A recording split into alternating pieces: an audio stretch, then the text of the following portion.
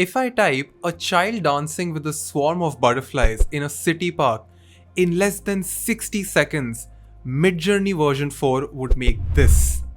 Midjourney version 5 would make this. And the latest Midjourney 5.1 would make this. And it gets better. Let me type something very random, something very tough to imagine.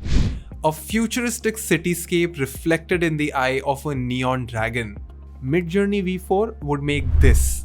Midjourney V5, which was slightly more thoughtful, slightly more opinionated, would make something like this. But the latest Midjourney 5.1 would make this. Absolutely incredible stuff. Folks, my name is Ansh Mehra, and before I show you how magical Midjourney is, let's figure out how do we install it in the first place. As of May 2023, Midjourney has 4 plans. I am using the standard plan, which costs around $30 or almost 2500 rupees per month. I will put the link in description to download it. For installation, I'm just gonna quickly replay a snippet from my previous Midjourney tutorial. The steps are very simple. You'll get the link to the original video in description as well. Now, this AI is a text to image tool, which means that you type in what you want. You decide the mood, you decide the style, the aspect ratio, and then you prompt Midjourney to create a specific outcome. Every time you give a prompt, Midjourney will give you 4 options. One catch here is that Midjourney doesn't order them in a clockwise order. So instead of like 1, 2, 3, 4 in a clockwise fashion, Midjourney numbers these 4 images in a Z fashion. 1, 2, 3, and 4.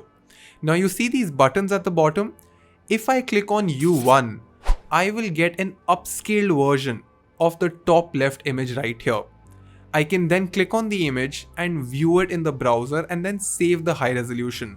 And there are multiple websites on the internet that can upscale this image as well. The bottom row is for generating specific variations.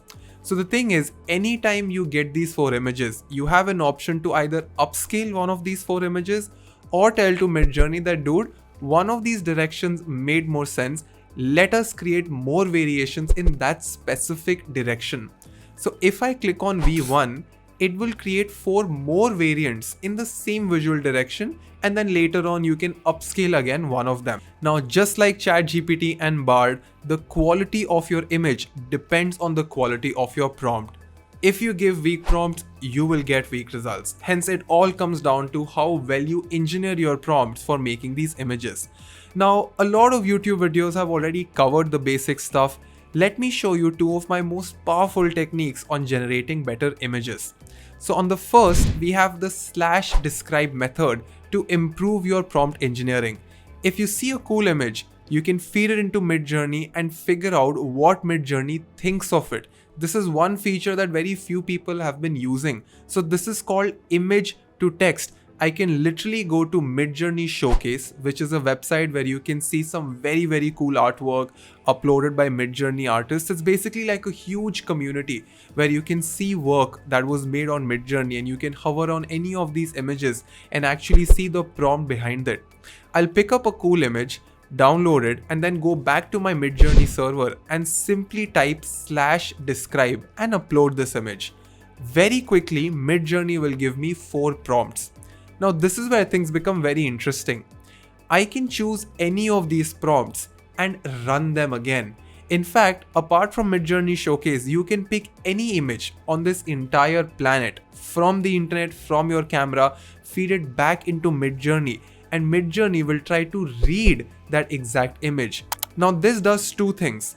One is what I'm going to show you. It's a trick that you can use to create better images. And 2, you can now understand how Midjourney reads and understands images. So if you really want to improve your prompting skills, you can literally use the describe command on a regular basis, feed it multiple posters and illustrations, and figure out what Midjourney thinks about them, and then pick common keywords and throw them back into Midjourney to generate similar results. In this specific case, it gave me 4 text options. I will pick up the first one, click on the number 1 icon, and it will recreate the same image but in a better way, because now Midjourney is building on this text prompt from scratch. which means you can pick any image in this world and Midjourney can improve it for you. Now, all of these things are happening on version 5.1. If you want to cross-check whether you're on 5.1 or not, simply go to the chat box and type /settings. When you do that, you will be able to access your settings. You can also trigger Midjourney V4, V5, any version that comes up. In fact, they have a Niji mode as well that helps you create some very cool anime version. They also have a raw mode, which is a slightly more experimental mode. I would not recommend you to use raw mode for your day-to-day work, but you can always try it out because it gives some very cool results. In our previous video, I had mentioned some of the most important prompts that you need to know, which included the aspect ratio, which is --AR. There is chaos, which is --C. There is stylized, there is quality. You don't need me to explain you all of these prompts. There's a specific website. It's Midjourney documentation for the parameters. So all of these small filters, they're called parameters. And you can actually go to Midjourney's website and learn how these parameters work. What are their limits? What is their use? Now that you have understood the describe option, the second trick that I want to show you is using camera settings into Midjourney. Yes, instead of adding just bare descriptions of your scene, you can actually go extremely specific into the camera model, into the lens, into the aperture, and all the other technical details. So instead of just barely describing your scene, you can actually prompt Midjourney to simulate a specific camera model, a specific lens, a specific shutter speed and aperture. And when you go into that level of detail, the quality of your images just skyrocket. So for example, I will prompt a child reading a book with the story coming to life around them. --V5.1 --AR 16:9, which is to set the aspect ratio. And I would get something like this. Now, I will specify the camera as well. And I will not just mention the camera company, I will also specify the exact model as well. So I would paste the same prompt, but this time a new sentence is added. And it will say, captured with Canon EOS 5D Mark IV, which is a pretty expensive camera. Now, look at the difference in the results that we have. You might feel that this is more realistic because this time Midjourney is trying to understand that there is an actual camera involved. The earlier prompt gave us some illustrations that looked slightly more. The original prompt gave us slightly fictional images, like you could always use them as a fictional YouTube thumbnail or a cover or maybe something which is more graphic. But now that I've specified a camera, it has blended elements of reality. The overall image looks way more real. Now, as we had discussed in the previous set of videos, Midjourney works really well when you use strong emotions. So because I've given a very weak prompt, the images are good, but they can be better. So if I were to go into a lot of detail, specifying every single thing, including the shutter speed, including the lens, this is how that prompt would look like. A child engrossed in a book in a cozy room corner, their imagination vividly bringing the story to life around them, the room transforming into a dynamic panorama of characters and landscapes from the book. Capture this scene with a setup that includes a high-resolution, full-frame DSLR, and then I've specified very technical details about the camera lens and the camera quality. And this is the result that we get. Look at the bottom right picture. It is incredible. Absolutely incredible stuff. Now, just like you, I am not a pro photographer. There is no chance I'll be able to write such detailed prompts.